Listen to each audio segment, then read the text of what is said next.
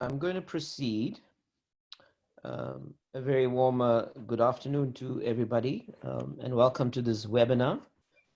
Minister Sisulu, where's our water? Hashtag water for all during COVID-19. This panel, this webinar is being convened by the Cooperative and Policy Alternative Center. COPAC has been a grassroots NGO in the South African space for the last 21 years. We've done a lot of work on democratic systemic alternatives. We have done a lot of work around partnering with organizations in grassroots spaces around various kinds of alternatives, whether it's working with reclaimers around worker cooperatives, whether it's working with small-scale farmers around food sovereignty, whether it's working with unemployed people's movements, also on building their capacities and working with them and so on. COPAC has also been a co-founder of the South African Food Sovereignty Campaign. The SAFC was formed out of a conference in 2014 in all provinces, and I'm also wearing that hat. One of our big emphases over the past 6 years of our campaigning was the drought and working in solidarity with drought-affected communities. It was during that shock that we also realized how government was really falling behind in terms of addressing people's water needs. But we're all going to talk more about that just now.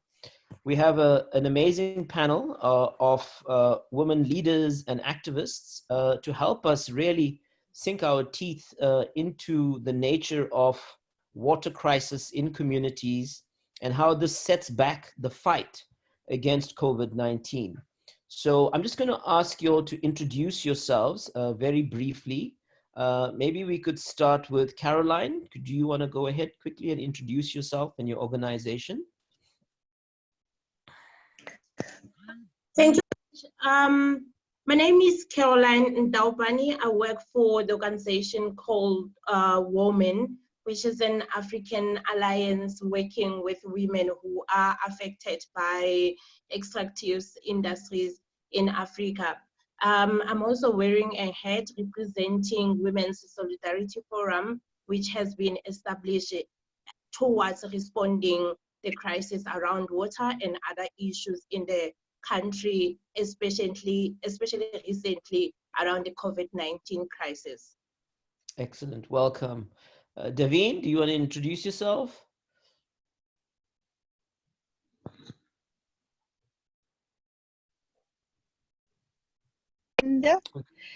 I'm in the West Coast. I'm in the West Coast, a small place called Lutzville. It's a rural town in the far end of the Western Cape. I'm also part of Landless People's Movement and also La Via Campesina, Southeast region. I'm the excellent leader, and we've got a lot of struggles, especially with farm workers, migrants, and also rural people, especially women and children in this COVID-19 epidemic that we face. A lot of struggles like lack of access to water and also access to food. Thank you. Great, thank you. Christian, do you want to introduce yourself?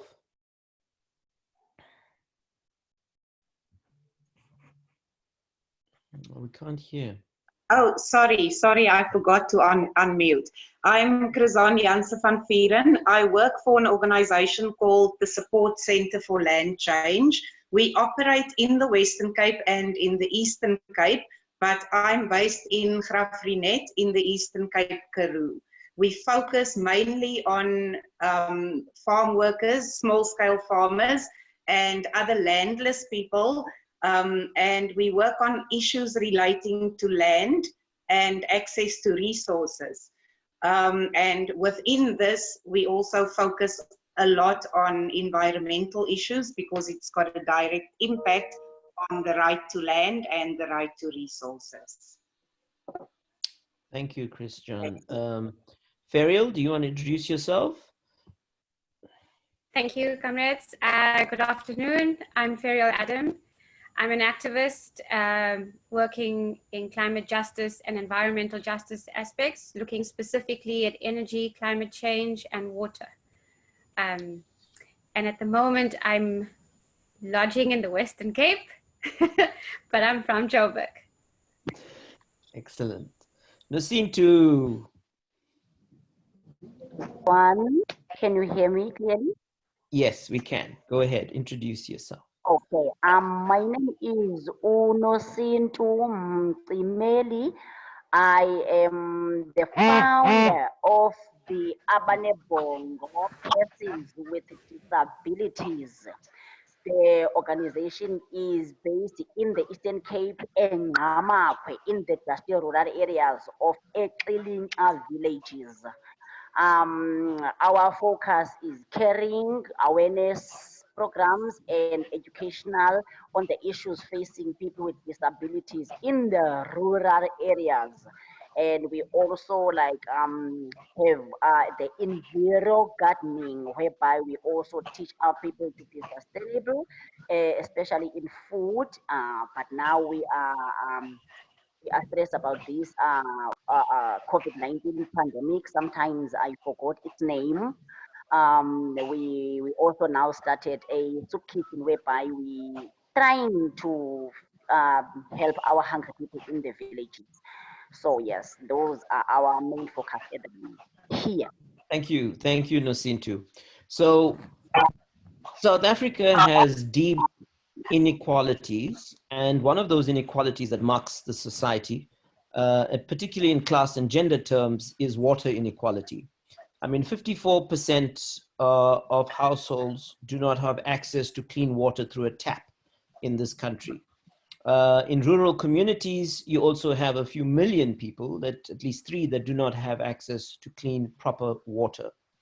In the context of South Africa's drought, circa 2014 up to the present, the South African government did not respond informed by science, did not take the drought very seriously. And by 2018, after big parts of our agricultural sectors had collapsed, it declared a national disaster. And we never saw the kind of machinery we are seeing now in the context of COVID-19 kicking into place. But what was also revealing about that drought was that it brought to the fore the infrastructure backlogs that are there on the ground in various communities. It brought to the fore the extent to which our water resources are highly compromised in our catchment areas, in our rivers. There's effluent, there's pollution, there's acid mine drainage, etc. It also brought to the fore that besides day zero being a live reality for most people in this country, but in our big metros like Cape Town, it became headline news, etc. But again, there were smaller towns on the periphery of these metros or in the hinterland of the country that were completely ignored, and they were not catching and grabbing headlines. And that drought is still there, particularly in the context of COVID-19. The Minister of Water Affairs and Sanitation, Minister Sisulu, has promised, well, essentially, she has nationalized water resources. South Africa has allocated most of its water resources already. At least 62% of the water resources in this country goes to farming. At least plus minus 5,000 private dams on farms control our water resources. We also have a few public dams as well. But she's essentially taken power away from water boards, from water associations, etc. And she's declared that she's in full command and control of these water resources. So in other words, she doesn't have an excuse not to deliver and to address, if you like, the lack of water.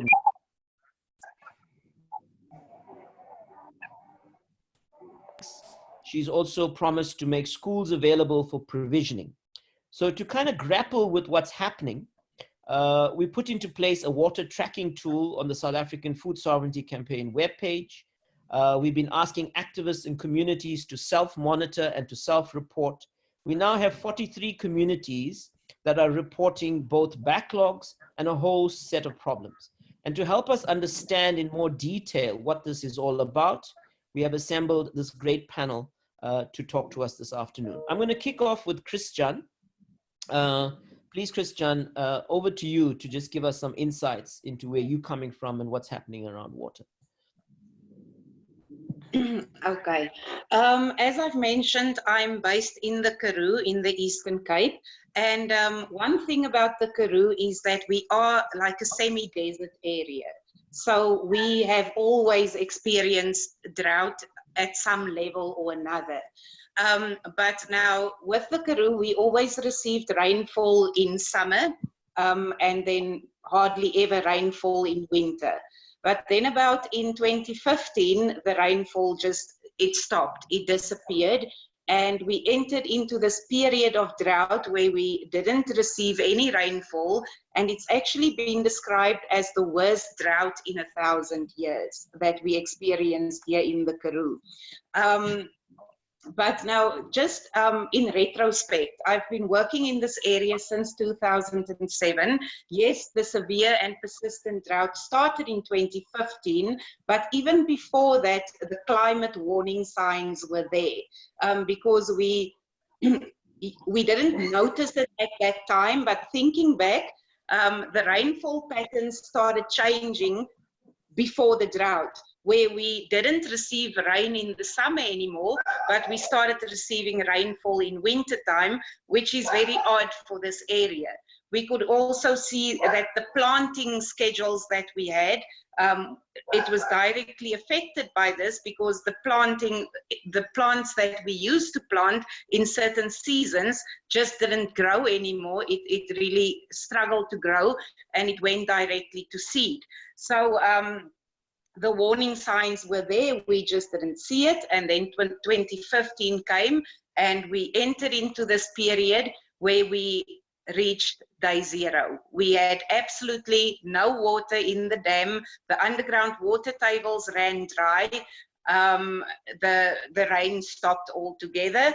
And in all of that time, the silence of government and the municipality was just deafening. I think we never made the news before I attended a seminar, a COPAC seminar in Johannesburg, and I actually showed somebody the pictures of what our dam looks like with 1,000 of dead fishes and dead animals lying around. And then he took it to the media, and that was where the first interest of mainstream media started in the Karoo. Before that, nobody just seemed to be interested in the fact that we have no water.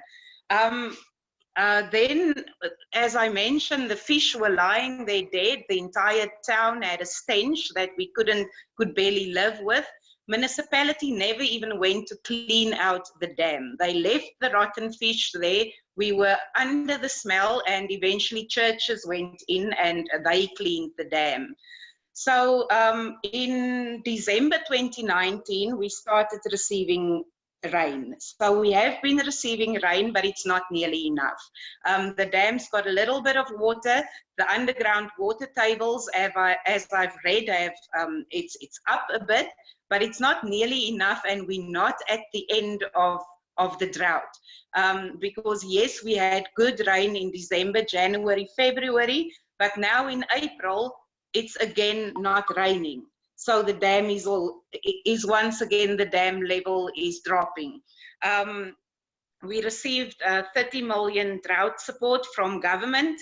The municipality didn't utilize any of this money. So we were in this very severe crisis where farmers were really battling to make a living. It had an effect on the farm workers working hours, because they had to work extended hours to feed the animals and make sure that the animals have water. Many of the livestock died. Many of the wild animals died. All the fishes died. But none of this 30 million budget was utilized by our municipality to relieve any of this suffering on the ground. And in the end, the entire budget was just returned back to government. Another impact that this had on our communities is that many of our people, this is an agricultural area, the main economic activity is agriculture, but the farm worker wages are really ridiculously low. So it's not a living wage at all, and people cannot live off that money. So many people planted and they had agroecological gardens to supplement the income and to sustain the families. But with the drought, that also stopped. It was mainly women who had those gardens, so women really suffered. They lost the little bit of contribution that they could make, and with that, obviously, a lot of dignity went, because you do feel different when your livelihood gets taken away from you. So yes, we received rainfall. We've got a little bit of rain. It doesn't make a difference, because all the infrastructure now has been stolen, and municipality hasn't made any effort to repair or to fix up the infrastructure, or to at least make sure that communities who didn't have access do get access now. They didn't communicate during the drought. They're not communicating now.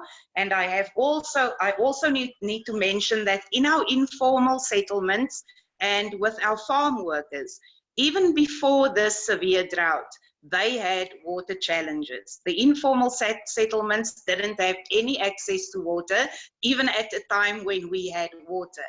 So when the drought came, it was nothing new to them. With farm workers also, they didn't have access to safe water necessarily. Many of them were forced to make use of water that comes from the same source that the animals are drinking from. So water has been a problem even before the drought. I just want to check my notes here. Yes, and then obviously also with the rain, the informal settlements flooded, and municipality was nowhere to be seen. People were left destitute because of the flooding of their houses in the informal settlements. And now we have plagues. It was first just normal flies, which is irritating but doesn't have a big impact, I think. But then came the soldier worms and the locusts. So everything that we plant now is being eaten by soldier worms and locusts. So yes, we've got drought now still, and we've got plague. And I think that's about it. Oh, yeah, just to mention also, municipality, even when the taps ran dry, they didn't communicate with communities.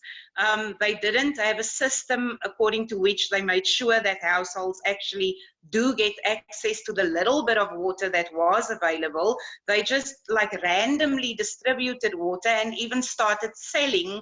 The municipal workers started selling the water to our communities in the informal settlements, which was, in my opinion, totally illegal and even fraudulent. And the only organization who really stepped in was Gift of the Givers, who came here and drilled the boreholes and put up some water tanks. But from government and the minister and municipality, from their side, nothing. Water tanks, nothing, apart from those given by Gift of the Givers. And that's the story. As we've been ignored at day zero, we are still being ignored now. Thank you, Christian. Can we ask Caroline to come in? And she works largely with mining affected communities through Women, so there'll be a particular perspective from there. Thank you, Vish. So the title today of our topic is Minister, Where is Our Water? The women out there, they are saying that, how can we wash our hands for 20 seconds while we don't have water access, while we have to carry the babies and walk more than 2 kilometers to find water, push heavy wheelbarrows and carrying all these buckets, at the same time queuing for this water. So it's a big problem. And this has been happening for many years in the mining affected communities in South Africa, where we have seen government giving mining water licenses and fencing off the boreholes where people were accessing water. So in the area of Somkele in KZN, just to make an example, for more than 15 years, the communities, they have not enjoyed the benefit of the constitutional right, which says everybody has a right to access. So because of droughts, because of overuse, because of pollution, they did not have water for many years. In 2016, the women themselves conducted a research, which they call Feminist Participatory Action Research, to find out where is this water going, why we don't have water. And they found out that most of their water is going to the mining companies. The rivers that they use to collect water, even the taps are dry now as we speak. Last year in April, these women, they organized a protest march. And 29 of them, they spent 9 days in jail. And the question is why? Why people are being arrested when they are fighting for their rights? They don't have water. And as we know that women are the ones that are bearing the brunt of taking care of their families. So what's women's battle? Because they can't have access to cleaning water, they cannot have access even to this drinking water. So they have to buy. So we know that, as Vij has mentioned, that the inequalities in South Africa, they kept on pushing people more into poverty. So when there is a high rate of unemployment, where people are going to get money to buy this water. So communities in these areas, after conducting the research, the voices of women, they were very powerful. And some women are saying, we rather not have access to maybe electricity and have water, because water is a basic, water is life. So we need to have water all the time for our survival, the survival of the livestock, the survival of agriculture. And because we know that women are working on land, women are the one who are growing food. So if they don't have access to water, where are they going to get food from? Because they have to go and buy. So sometimes they wait for weeks for the municipality to deliver water in this area, and they still don't get the water. So if people are being arrested, demanding justice, demanding the right, so they end up not knowing where to go, because for a number of years they've been engaging with the local municipality, they've been engaging with the Department of Water and Sanitation, and they have not yet even enjoyed the response from government. So the problem is that right now in the deep rural areas, people are scared, women are scared that if it happens that the COVID-19 penetrates into these areas, what's going to happen? Well, they can't even do social distancing because every time they have to walk and collect this water and queue. In the area called Kola, in Mpumalanga, the women, they wait until it gets dark, because when they go and walk and collect the water, they are being stopped by the police. They are being turned back to go home, and they wait until dark so that they can go and collect water. And this also put the lives of the women at risk, because walking at night just to access the basic right, it's not right, it's unfair. Women, they are being kept on being mistreated, and their voices are not being heard. The voices are not out there when they cry out to government to say, we need water. So I think the families are bearing the burden of making sure that government hears them, and government recognize that the contamination of water is affecting women. The lack of access to water is affecting women. Climate change is affecting women, because all these things, they're the ones that are taking these resources away from women. So now we heard that there's been water tanks that has been delivered in other areas, but this remains inadequate, because if you look at the areas like Somkele, why was this area not being prioritized? while they've been suffering for more than 15 years? Why do they have to continue suffering? Even if we hear now that one of the recommendations is that you need to wash your hands so that you actually reduce the risk of being infected by this crisis. So the women are saying, where are we going to get that water to do all these things that are needed, and where can we go? But most importantly is the safety. They are not safe. Being harassed when they're going and trying to get the water. It's also it's a violence against women. It's a violence against rights. So where would they go to get that? So ordinary people are suffering. There are no responses. Government is quiet, and not only during this period, like I've mentioned, for many years. So there's been a call to say we demand water, and nothing has been happening. So this problem, it's now doubled because some women are old. You see old women who has to wake up early in the morning, going and look for this water that they cannot even still access. So who's supposed to be responding to this problem? Who's supposed to be taking care? Who's supposed to be protecting people's health and livelihood?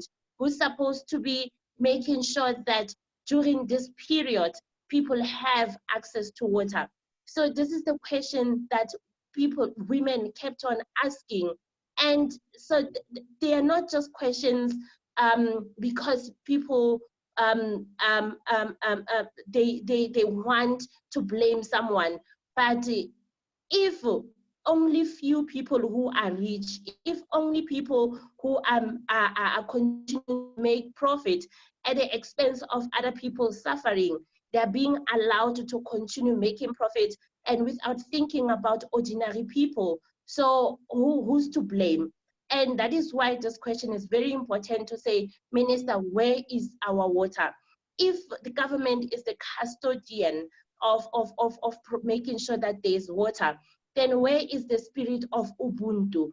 It's not like people, they don't see what is happening. It's not like government it doesn't know what is happening. So some of them, they pass every day into this in these communities, but nobody is taking responsibility to making sure that people are provided with services. And so the responsibility lies in the hands of this government that people have elected. During the time of election, people are promised that you will have water, you will have this and that and that. But where is that service now when we need it the most? Thank you, Vish. Thank you. Can we move to Davine? Davine, over to you. Davine. Davine. Okay. Thank you, Comrade Vish. Okay. Okay. Hello, can you hear me, Comrade Vish? Yes. Yes. The situation in the West Coast is the temperature is very, very hot. Sometimes so at the moment, the Glen William Dam is a dam where we get our water from, and it's 7% full. If we look at the situation of the water in the coast, is that most of this water is used by the commercial farmers and also the mining sector, and the water is under a private water board, and this water board is, you can see white people make always provision for white people, because when we as small-scale farmers apply for water to do farming, they tell us that in 1952 the water was already allocated. That is in the Glen William Dam. They raised the Glen William Dam, but the water is not for us to use. And with a little rainfall for many years now, it's impossible to give water for commercial farming. And they don't look at what we need as the people in this area, in the West Coast, because we are the ones who suffer. And when you look at the water level, 7%, you can see how low it is. This will make sure that our water is not safe for us to drink, because, and even in 2018, the Department of Water and Sanitation funded the municipalities for boreholes, but the water was never allocated to us in the community. And you look at how many farmers are polluting the water. And you know, we don't get new water. The water is a cycle. Even the wine cellar in our area, they dispose this contaminated water to a field of the municipality. And if there's no water anymore in the Glen William Dam, there must be boreholes drilled. And if the water, underground water, is contaminated, we will not survive. That water will not be suitable for us to drink. And then you look at the mining and how many water runs into the sea. And you look at the mining companies that mine sand recently on the shorelines and even on the riverbeds in the Matsikama area. That is the reason why we as environmental activists, we fight this mining company. Maybe I must say the mining company, Ntaopane, the ones who want to mine in Ntaopane, the same mining company that mine here. That's why we did say that, how can the Minister, Barbara Grisi, allow this mining company to extend the mining activities? They pollute the environment, they pollute the water, and the end of the day, is it about making money? Is the government tied to make a lot of money and don't see into the needs of the community, into the need of our rural people? Because if we don't have water to drink, we will die. And we can't go to the shop and buy water. Water needs to be free as it is stated into the Constitution, that water need to be in the hands of the people and not in the hands of the government and multinational corporations. Because in our area, there are 7 mining companies and we are in the middle.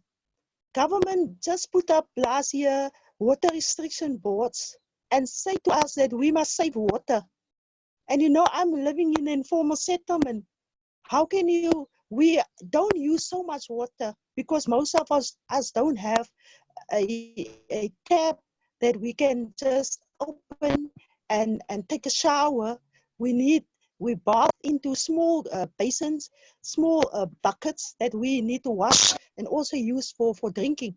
So the water that we use as community is not so much compared to the water that is used by the commercial farmers and all the chemicals that they are using to pollute the water system. Even the municipality, they got water into their hands. They never distribute the water to us as commercial, as small scale farmers to plant, because government is giving land, state land is available for us to use, but we can't get access to this land if we don't have water. So what's the use for us? Because the government is taking us for puppets. They say land is available for small scale farmers, but if there's no water, there's regulations into the distribution of land that state you can only use land if the water resource is on the land. But if the water is in the hands of the private board, like Lorwa in the Lower Olifant Water Association, they don't allocate water, and they told us that water is already allocated in 1952. Now I ask a question. If water was allocated in 1952 and the land belongs to the Khoisan, and there's a big land claim in the Matsikama area, even the mining companies is on this land that is claimed by the indigenous people, and the government don't want to give the land back where the mining companies and the white people are farming on to the indigenous people. They drag the situation because they know that we are the rightful owners, but we are not the rightful owners when it comes to the water, because water is kept in the private companies' hands, in the white people's hands, and water, they don't want to let go of the water. And then you look in a different angle by seeing that who is monitoring the water resources. Because if they say that they want to monitor and give the water to small-scale farmers, but the water is in private hands, they will never, the government don't monitor this. You get a lot of white commercial farmers that steal water from the river and also the canal. And the canal is where we receive our water from for drinking. So this is a big, big problem. And even the minister sent out the facilitators to come and see, the officials to come and see what happened in the Matsikama area. But they never, the minister doesn't come and see for herself what happened. I don't know if they are lying to her or she's just closing her ears not to hear the plea of the community by saying, give us water. So, because if this COVID-19 is going to continue and we can't plant our own food, because a small amount of food that we can plant now is only in the backyard. And they told us, use the water that you washing, you use it for your garden. But if we don't have water and the level of the Glen William Dam is still saying lower and going lower than 7%, then we will not have any water. And my question is to the municipality, what happened to the money that the government, Department of Water and Sanitation, allocate for boreholes? What happened to that money? Because you see a lot of corruption into the whole COVID-19 that happened. And because we as activists can't move freely into the community and collect all these problems, it's like a way that they shut our mouth by saying, we are not going to give you permits to move around and hear what the community are saying. Because we in the Matsikama, the Vredendal area, we got 9 towns in the Matsikama municipality area, and all the towns is about 25 to 50 kilometers away from each other. So if we don't connect with our people, we will never hear the plea that is now in the COVID-19 situation. And government makes sure that they will keep our people apart. Thank you. Thank you, Davine. Comrade Nosintu? Hi everyone. Can you guys hear me? Yes. Yeah, I'm sorry if there will be like background noise. I'm still in town. We are on our way home now, so I'm sorry, guys. But I'm glad I actually was able to switch on. The main problem here with us is I already introduced myself. What we are doing is that there are taps that are in the rural areas. Even in my village, there are taps, and the taps like 2 years back, they've been working normally, even 3 years back before the drought. And after that, when the drought started, then the taps was operating like after 3 months, and after that, the taps just stopped, and for a year until to date. So people have been struggling to get water. The dams went like so very low. We have a Xilinga dam that actually supplies people with water. Xilinga dam supplies 3 municipalities, which is 3 towns in Ngoma municipality, which is Ingamakwe, Idudwa, and Ibatawel. And the Xilinga dam, we recently find it out when we do our research that it has been controlled by Imatole. So whatever you are asking the counselor or whoever, then they take you from pillar to post and just tell you that you must just go to Ematole, because if you phone the Ematole, they also taking you from Johannesburg to Durban, walking.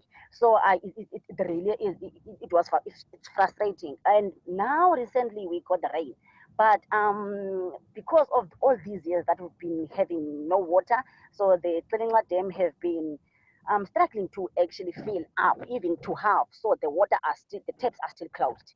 And there's also only now the Matole people find it out that they were busted or damaged pipes. They only fixing those pipes now. But we've been told that that there was like money was allocated long time to fix those pipes, but they haven't been fixed, they haven't been monitored, they have been followed. No one did nothing, and no one knows where that money went. So they're only applying for money now to fix those taps. So the taps are still closed. Mind you that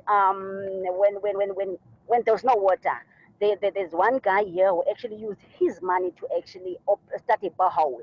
So he had to sell water to people, whereby you have to buy one big drum for 70 rands or a tank, a water tank for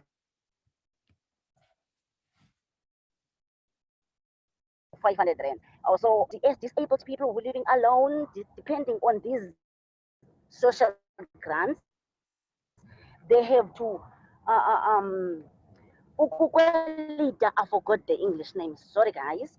They have to like take water from that guy and pay at the end of the month. So when the end of the month comes, you're already owing that guy 500 rands for the tank to be filled up.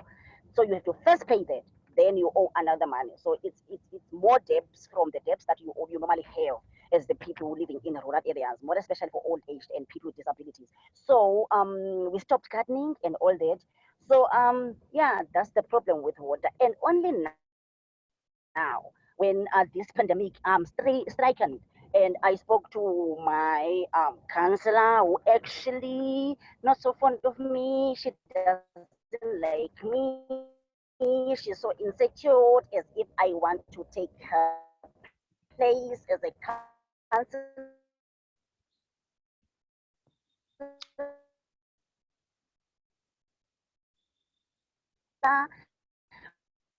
Although I will never do that,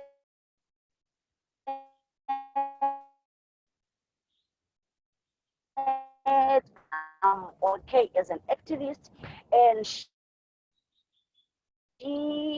answered me so abruptly when I had to wash every time. Okay.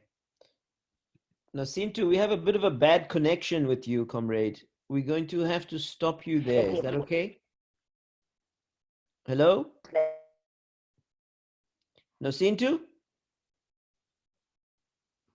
All right.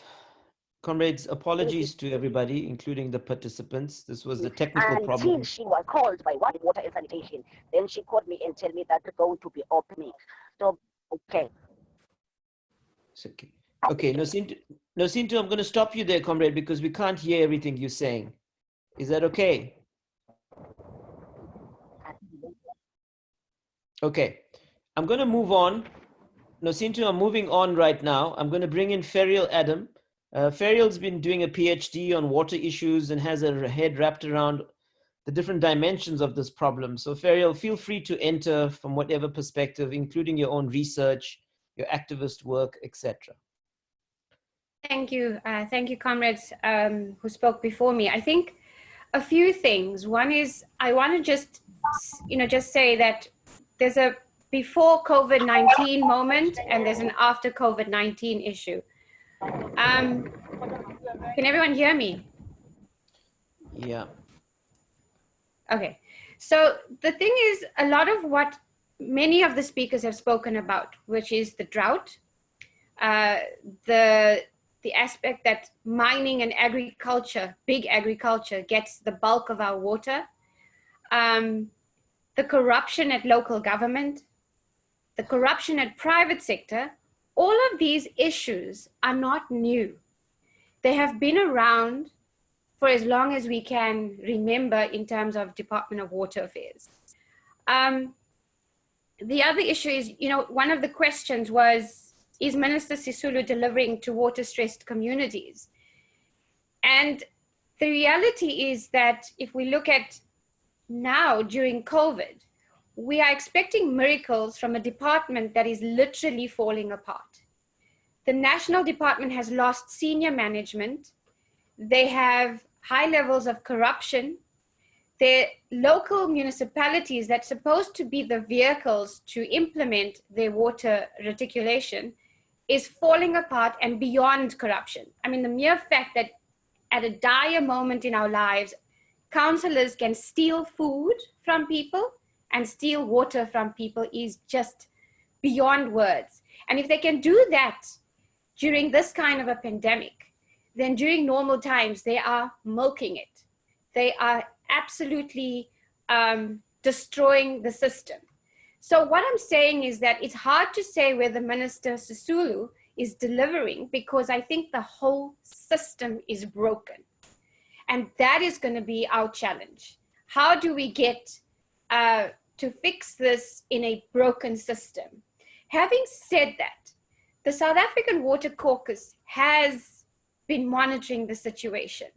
They have sent a letter last year, or was it 2018, where they've been very good and very proactive in seeing the issues before they've happened. And they've given the department warnings about what is going on. Of course, like everyone else, the department has ignored them, but not now during COVID. I have to admit that letters were sent from the Water Caucus to highlight key areas that needed water, and tanks were sent to those areas. The problem, though, is that with the tanks, water tankers, all of that, is the high level of corruption. We know that in some areas, and I didn't even talk about the state of infrastructure, the existing state of water infrastructure in the country. If you think that we are losing high percentages of water just from bad pipes around the country, they have no way to fix it in a short space of time. They have no money to fix it in a short space of time. We have people who have gotten contracts for water tanks and then breaking pipes that have been fixed so that they can continue getting contracts. So this is the kind of thing, there's government corruption, but there's also private sector corruption around water, and we need to admit and be honest about that. The key thing is the quantity and quality of water is absolutely unequal. There's unequal access according to gender, and you just need to look at and listen to everyone on the panel today, race and class. And so the whole issue of you'll hear this all the time, we're living in a water scarce country, but it's water scarce for some. I mean, generally, geographically, scientifically, it is a water scarce country. We have little water, but that little water is unequally divided. And that has existed before. Now the challenge is to actually, with COVID, to make sure that people who didn't have water have it. Why? Because they worried about themselves being sick and carried on with the spread of the virus. Where are the gaps? I was asked to discuss about some of the gaps in terms of, one of the key things we must remember when we talk about water is we forget to talk about sanitation. And those two have to be closely linked. You have to have clean water and you have to have proper sanitation for things to work. Now, I want to make a joke, and I don't mean it in a bad way, but it seems that the Department of Water and Sanitation think it's all one thing. Because if you listen to what people are saying in the Vaal, in various parts of the country, the water treatment plants are basically not functioning. And so what's happening is there's high levels of sewage going into our rivers. So they're actually creating one system for our water and our sanitation. When we talk now about getting water to communities, we also need to demand and talk about getting toilets facilities to communities. That has been something that they've been doing around COVID. It has been ignored for so long, and you needed COVID for them to actually start doing that. So they are linking it now, and they are providing some of those toilets, but not widely enough. Are the water tanks enough? Of course not. We've heard from comrades on the ground, it's a short-term relief. And that's something we must remember. And that's the problem I'm worried about, is that the minister is going to think, well, we gave you water during COVID, so you've got those tanks, use them. It is not enough.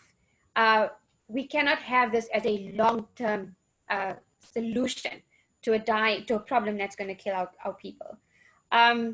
Also, I mentioned it, the aspects of the water tankers are so open to corruption. That, in terms of tenders and all of those kind of things. So there's a growing water tanker mafia. We had that previously just in the Eastern Cape, but I think that is growing around the country in the KZN and in parts of the Western Cape as well. What else needs to be done? I think that there's a few things. One is as activists, this is the opportune time for us to figure out how do we work this. Government's not working for us. They have not done what they needed to do. Yes, they've stepped up for the COVID in most ways. So yes, what they show is that they can do stuff when they want to. What we need to do is moving forward is how do we make sure that we turn our slogans, our rhetoric, our constant sending letters to the minister to actual actions? How do we take back the control? How do we empower ourselves to say, I'm not going to be just saying what the problem is, but if this government doesn't do what we need to do, then we're taking back the power. Simple things.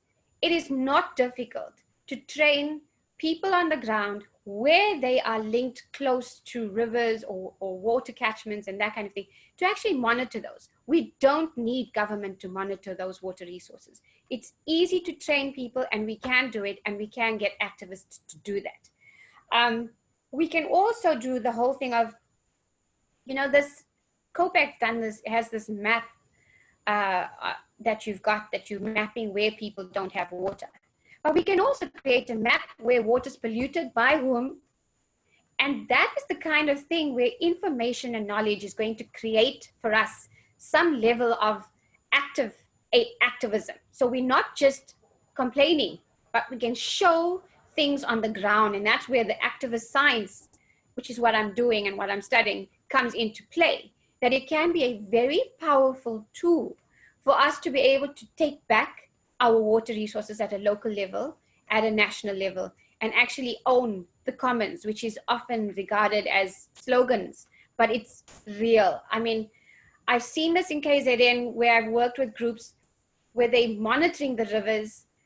They've been able to highlight how much water is being wasted from the pipes, and it's actually embarrassed the municipalities, so that's why they've acted. And that is what we need to do. We need to change the way we operate. I don't know how we do that. We need to re-look at how can we become more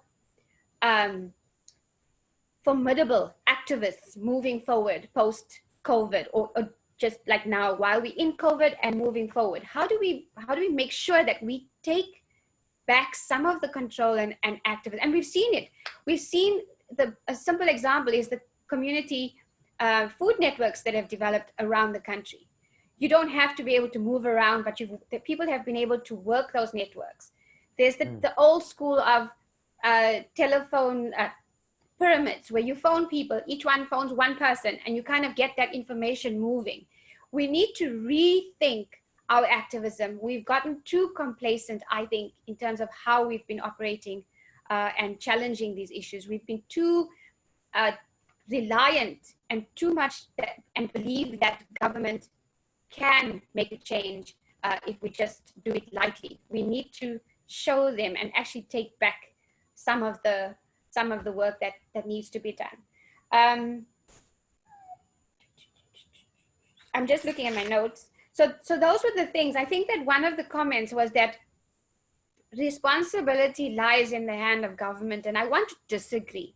I want to say that the responsibility lies in our hands, at the grassroots, at every community level, at every activist level, that we forget how much power we have. And we forget that we need to work with creative ideas to actually start pushing back.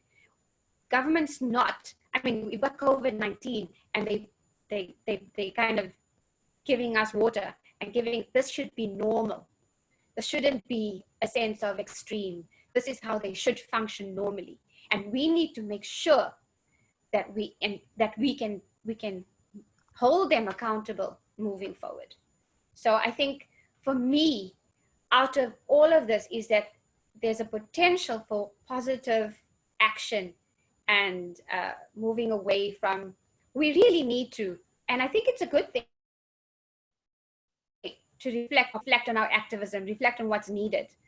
Young people have done it, they've got different ideas, older people have different ideas, and I think merging those ideas, coming together, I think is definitely needed and what we need moving forward. Thank you. Okay, thank you, Ferrial. We are going to extend the time a little bit. to open it up. There's been lovely streaming of chats. We're also going to open up the Q&A and take it from there. So Dale McKinley asked an interesting question about the stimulus package and what's been allocated. Apparently there's 20 billion from the president's speech for local government, water infrastructure, sanitation, etc. I don't know if any of you have any thoughts on this. And I mean, it's still early days about how all of this is going to be distributed and allocated, etc. But just from a grassroots perspective, how should we be engaging the fact that there are resources now coming or meant to be coming down to the ground to local municipalities? Many of you have flagged the issue of corruption. So rent seeking, the political economy of water has been about stealing from the people, and hence we have a lot of institutional failure. But how should we from below be engaging with this? So you've got the tanks, you've got possibilities for even the military, and Dale's raised this already, also being brought into essential service delivery.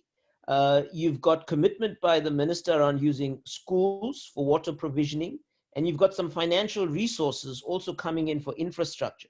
Any thoughts from this panel about how do we make this work at the grassroots level? Anybody?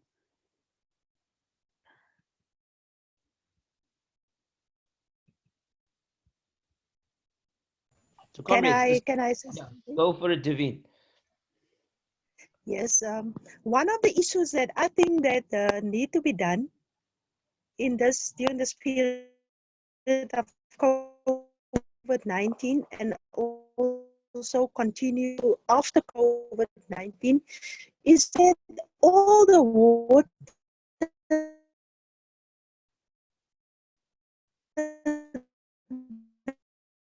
Connection's not good. Davine, your connection's not that great. It's frozen. that is available. So we need, I think it's a network around here. But the point that I want to make is that all the water recently that is in the shops must be allocated to the household for drinking. Thank you. Anybody else has some thoughts about how we lock in the state to be accountable, but using our agency, our activism from below? Yes, Ferrial. I think there's two things. I think that Davine's just touched on something very important, is that it's not just about the state. I want to repeat that privatization of water is a problem. When you have droughts, like you're saying, worse that you've seen in hundreds of years, and then you have Coca-Cola still extracting water and selling it in a bottle at an extreme price, I think those kind of things need to stop. And we need to look at how do we say that, we stop those allocations? They don't need that water. We need to stop those allocations. So I think that there has to be a state focus and a private sector focus, which is it's different. But I think on the ground, Vish, I think that we need to start really mapping our areas locally. We need to see where we are and look at what is the state of our water affairs, water in those local. The municipalities used to develop green drop reports and blue drop reports. And it used to be open to the public. But for a range of reasons, they have not produced those reports. Or they have produced it, but they have not made it public because the state of our water is in such a bad state. Excuse the double state. But I think that we need to look at ways of how we actually, as activists, start monitoring our own water and also allocation of water. And it needs if we can lock down the country like this, then we must find old schools of locking down kind of boycotts, etc., and mass kind of rollouts of why we will not accept certain kind of allocations. We must remember something. In the Constitution, it says that the state acts as the kind of looks out for our water for us. We must hold them accountable. We must not wait for them to make those decisions on our behalf. And that's something we need to do. And the way to take that back is by becoming more involved and knowing what's happening with the water in our areas. And I do think that one of the things that can happen quickly and easily is to create that initially I didn't know that the map that you put out there was going to work really well, but it's working really well. I mean, that is something that can really scare people when you look at the water stressed areas and how the numbers grew in a week. It's very worrying. And those are the kind of things we can do. We need to merge the science, the activism, and the politics to kind of move forward. Thank you, Ferrial. Is there anyone else want to say something on that before we move towards closure? Okay, I mean, I think what's also coming out, and Colleen Vogel has been on this as a participant in this webinar, and she's one of our leading climate scientists in the country. We've worked very, very closely with Colleen over the years, particularly during the drought, and it's part of our climate and food sovereignty activism. But Colleen's been making a point in the chat group that this is all not new. It's echoing also what Ferrial had to say. There's a history here.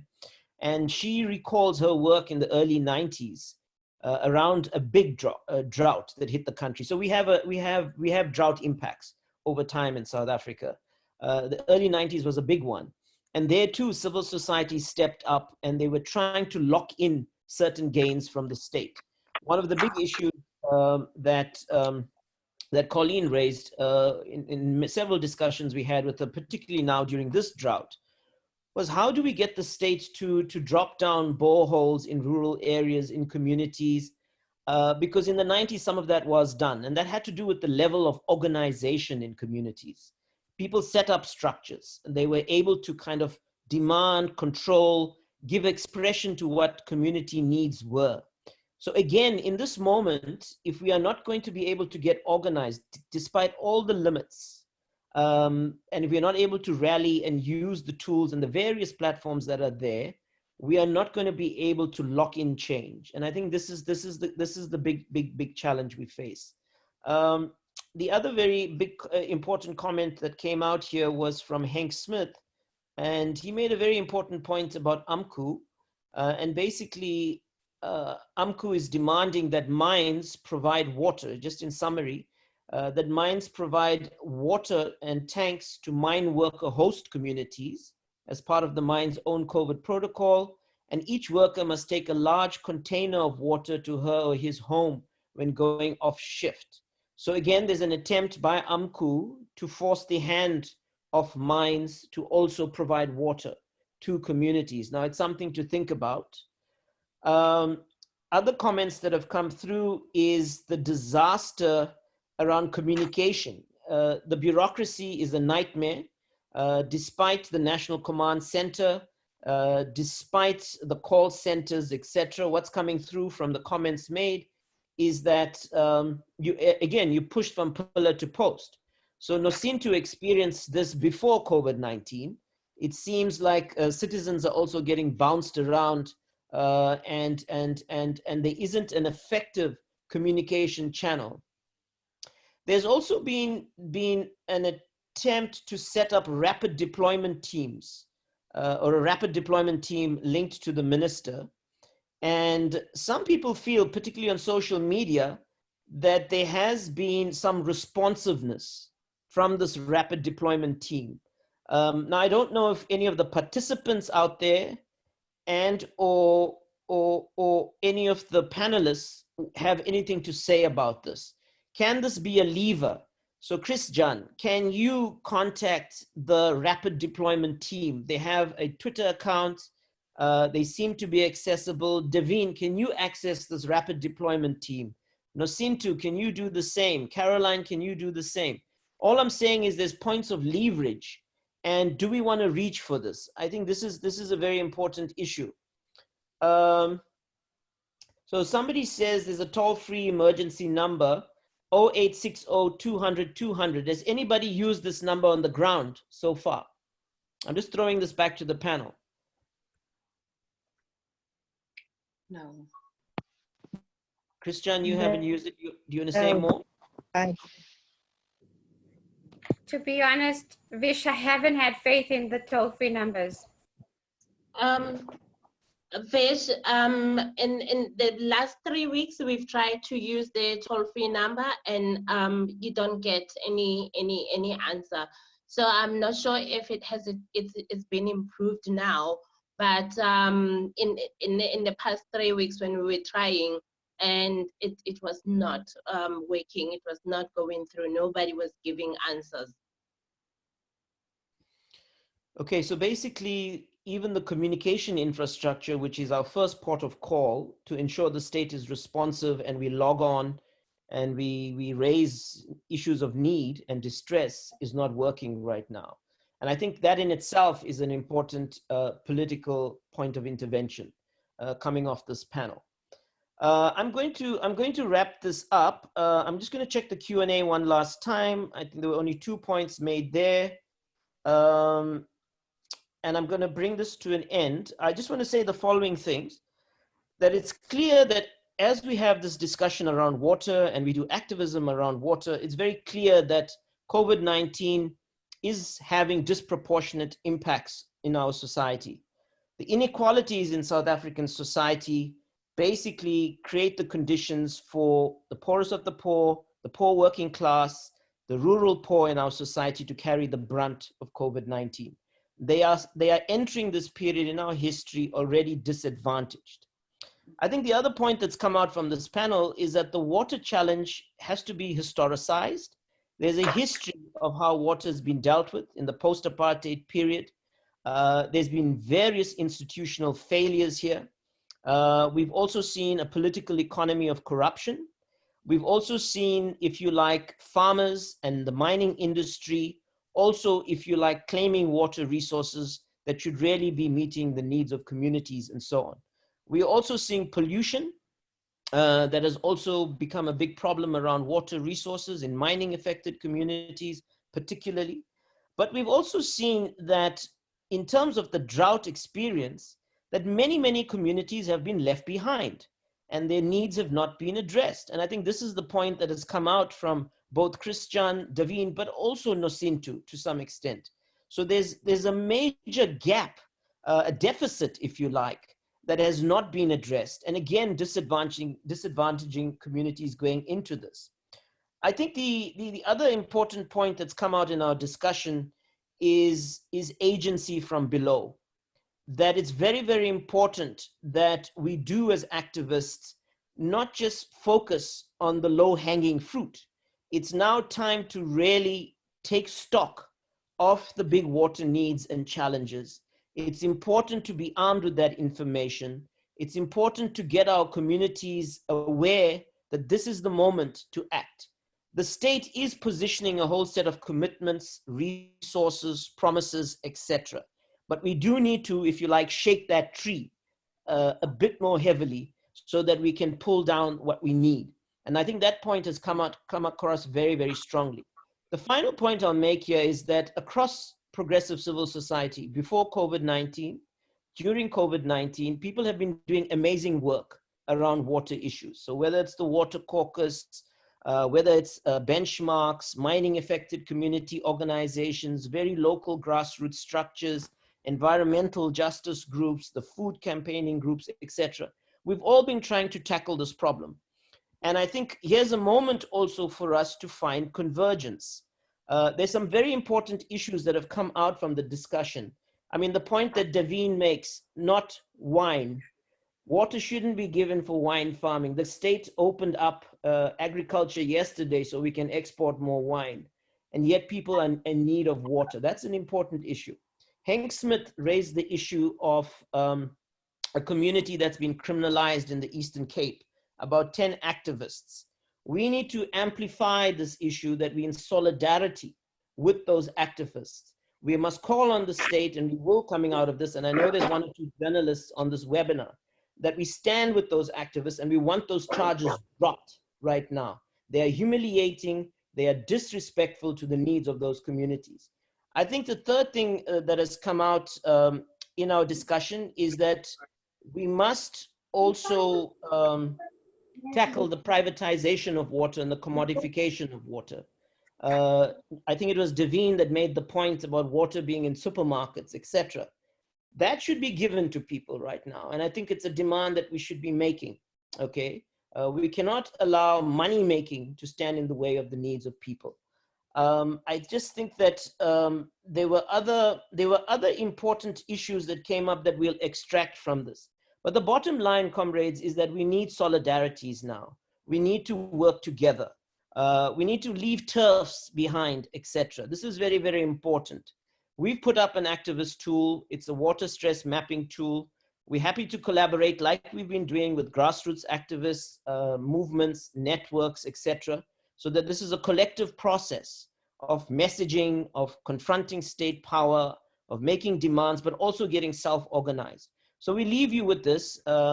Let's work together. We are happy as we go forward. We're going to develop a cycle of reporting.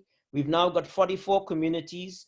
We'll be reporting early next week, and grassroots activists will be profiled in the messaging to government. They will have voice. They will speak to power. But again, we invite you all to also collaborate, invite other communities to add in their voices onto that list so that we have water for all, comrades. Okay, take care, Amandla, and be safe, comrades.